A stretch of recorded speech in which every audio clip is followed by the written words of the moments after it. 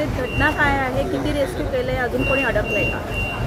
आज सकाळी एक मला वाटतं 4:45च्या दरम्यान ही इंदिरा निवास म्हणून एक इमारत आहे, सिटी सर्वे नंबर 106 शहाबाज गाव, सेक्टर 19 बेलापूर आणि G+4 इमारत होती.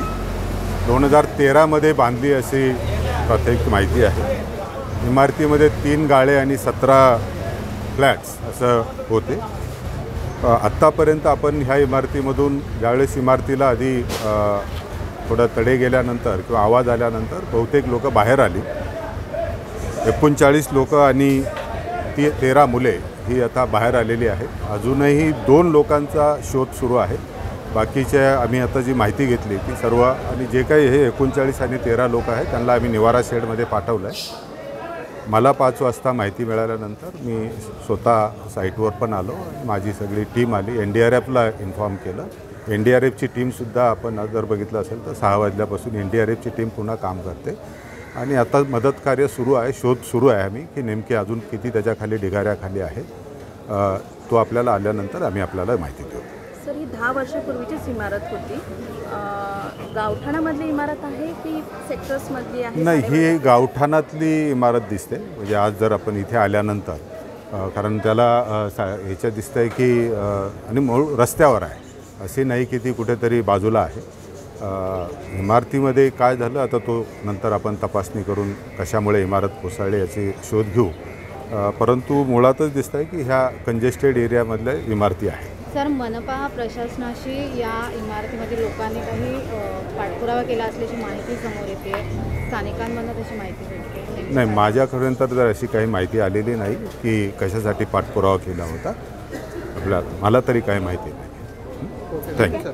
नमस्कार, मैं inspector Sushant Kumar Shetty, NDR team commander हूँ. मुझे सुबह एक खबर मिली थी यहाँ का जो सिविल प्रशासन के द्वारा कि एक बिल्डिंग है जो कोलैप्स हुआ है, जिसमें 3 से 4 जो आदमी है फंसने का चांसेस है. और जिसमें मैं अपना टीम लेके वहाँ चल दिया और मेरे को फिर अपडेट मिलती रही और मैं उनका साथ अपडेट रहता रहा. तो मुझे खबर मिली कि 2 जो हमारा जो फायर ब्रिगेड है उनके द्वारा 2 विक्टिम को निकाल चुके हैं और एक जो मोहम्मद सिराज हो गए तो 30 साल का लड़के हैं, उनको अभी तो मिसिंग है.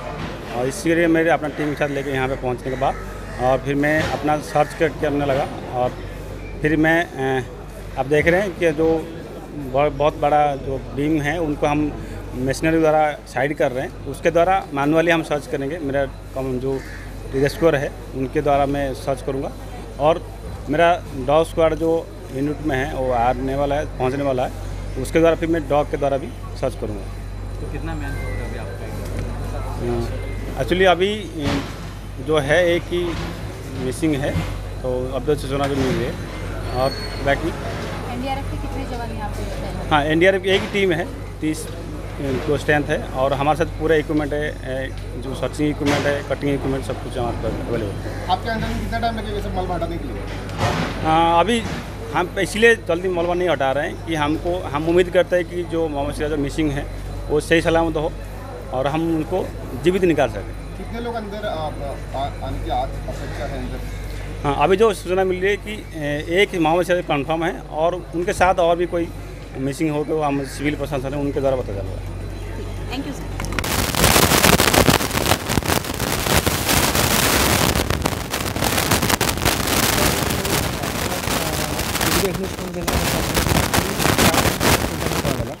आपण इथे आपल्या अग्निशमन अधिकारी आणि जवानांसोबत जेव्हा पोचलो तर इथे बिल्डिंग कोलॅप्स झालेली होती. त्याच्यामध्ये 2 लोक अडकलेले होते. त्या 2 लोकांचे नावं, एक आहे सैफ अली म्हणून आणि रुखसार खातून म्हणून होतं.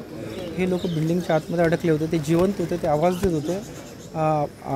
अग्निशमन अधिकारी आणि कर्मचाऱ्यांनी त्यांना जिवंत बाहेर काढलं, दोघांना. आणि एक जण मोहम्मद मिराज म्हणून एक मिसिंग आहे आणि आता सध्या समजलेलं आहे की त्याच्यासोबत आणखी एक व्यक्ती आहे, तर त्याचं शोध कार्य चालू आहे सध्याच्या परिस्थितीत. सर, याच्यामध्ये लोक राहत होती का? म्हणजे फॅमिलीज किती होत्या कळलं? सर, तेवढं तर काही कळू शकलं नाही, पण ही बिल्डिंगमध्ये लोक राहत होते असं समजलेलं आहे. ती पडायच्या वेळेला बाहेर निघाली होती किंवा पळाली होती? हां, सलूनवाले जे होतं म्हणतात इथले, त्यांनी सांगितलेलं आहे की त्यांना बिल्डिंग पडत आहे म्हणून, तर बरेचसे लोक त्यातनं बाहेर एव्हॅक्युएट करतात आले. सर, किती लोक काम करतात आपत्ती व्यवस्थापन साधारणपणे? सर इथे आपल्या इथे नाही म्हटलं तरी CBD अग्निशमन केंद्र, वाशी अग्निशमन केंद्र, नेरूळ अग्निशमन केंद्र इथे नाही म्हटलं तरी एक 60 ते 70 लोक आपल्या इथे काम करत आहेत. त्यानंतर मग NDRFची टीम आपण इथे बोलवलेली आहे.